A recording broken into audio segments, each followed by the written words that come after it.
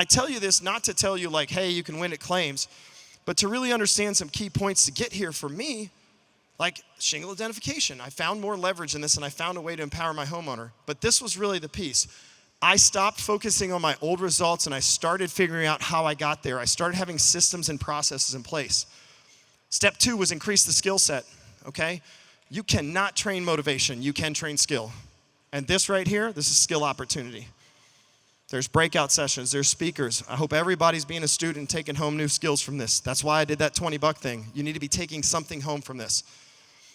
A really great inspection. You know how many photo files I've gone and looked at with contractors? There's 17 photos in there, and I'm like, how are you gonna service the customer? You took 17 photos.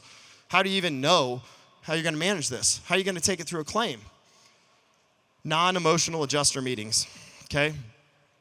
All too many times we get frustrated because we're buying into this negative narrative. We're buying into the insurance as the bad guy instead of feeling like we have control about our process, and we go into these things and we're emotional. I want to be consistent, professional, logical, because that wins, okay? For those of you who have a spouse in this room, when the emotions are high in a conversation, it usually doesn't go well if it's negative, right? If you can be logical, there's a much better chance the outcome's greater. And then last was how I presented my information. It was too scattered. I needed to structure that. That's it. I just figured out a way to do these things and do them really well. So let's look at them. I analyzed myself and the company that I was working for. I've never owned a roofing company. I've only been a high-performance salesperson. That's it. So, but I learned how to analyze my sales team like this. Were they following the company process and were they seeing success? Or were they still low success? Did I need to analyze the individual or the process? Were they off in no man's land over here and they weren't following the process and they were not successful? That person's toxic to your culture, and I need to quickly put that person on a path back to the process or realize the process is broken. But I tell you what, if only one of your 10 people's in this box, the common denominator is not your process, it's the person that went rogue. This person here is the person that sells like crazy and brings you all the troublesome jobs, and they're doing it their way, and you feel good about the money, but they're a headache, they're a problem, they're an issue. Again, where's the common denominator? Do I need to fix the process or the person?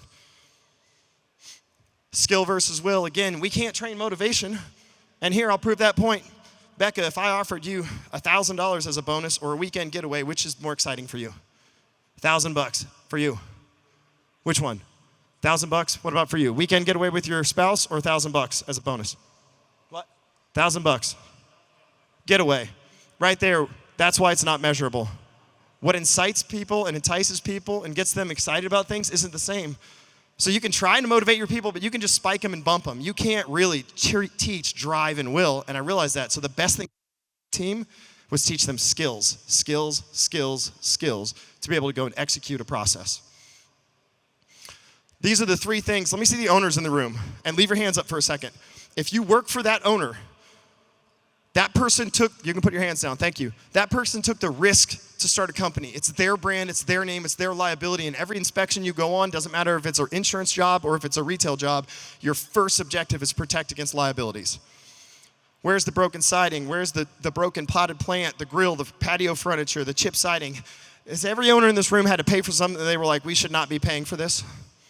Okay, can I get like a hell yeah from you or something like that? Like, right, okay? And what is it, for me, what was worse, the check you wrote or the time you spent? The time you spent. Because time is your most valuable commodity as an owner and as a salesperson. Time is a savings account. We have no clue what's in it, and we spend it like, boo, I'm a millionaire on time. That doesn't work for me. My time is my commodity. I want to spend that making memories with my wife, my kids. I got 5 kids, y'all. That's busy, okay? That's where I want to spend my time, not talking to Karen, about the potted plant that was broken before we started the job. Second for me, prepare for construction. I don't need 17 photos. I need to know the number of vents, the size of things, the quantities, how the roof built now. What are we going to change? So I wanted to hold my teams accountable to this process. These 2 things exist regardless of whether there's storm damage. And if you're a stormer, then you look at damage. But if you're not looking at these 2 things first, you get a call that says, hey, your crew spilled oil over my drive, and you know the 1999 Suburban that was in the drive that had to be towed out of the drive before you showed up is what actually caused the oil spill.